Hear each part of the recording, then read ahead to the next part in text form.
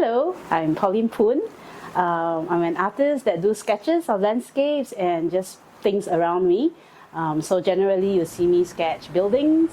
Sometimes you see me sketch nature, trees, grass and things like that. So that's what I do. I love sketching what I see, what's around me. So if I travel, sometimes you see me do some sketches of the places that I've been to. I generally use paper and pen.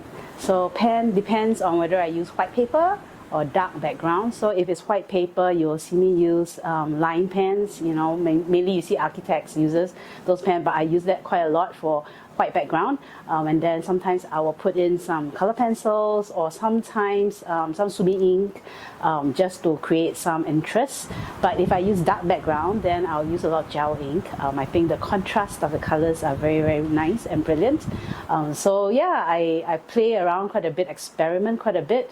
I do like a lot of the local historical buildings. I think historical buildings have a lot of character, a lot of lines and details that usually a modern building you can't find.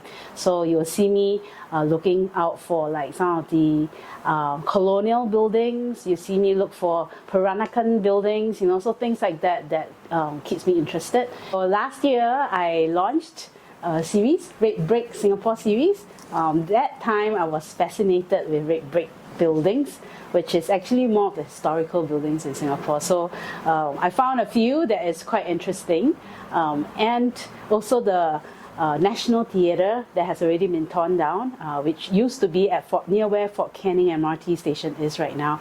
I thought that building is very interesting architecture. I think when the art prints were on sale at National Gallery store, and that moves quite a bit as well and gathered quite a bit of interest. So I gathered a few, and I know quite a few of the buildings with red bricks are actually churches as well. And one of it is the ACS school and the clock tower. I think some of the churches may remember the revival that happened there quite a fair bit ago. So I think as I was doing all these drawings, reading out the historical significance has been very interesting for me as well, and I got to know Singapore a lot better. I actually run a social enterprise called Comeback. I work with gamers and their families and educators, and we try and create a healthy gaming perspective of how to manage gaming, which is very much part of the young people's lives now. So that takes up most of my time.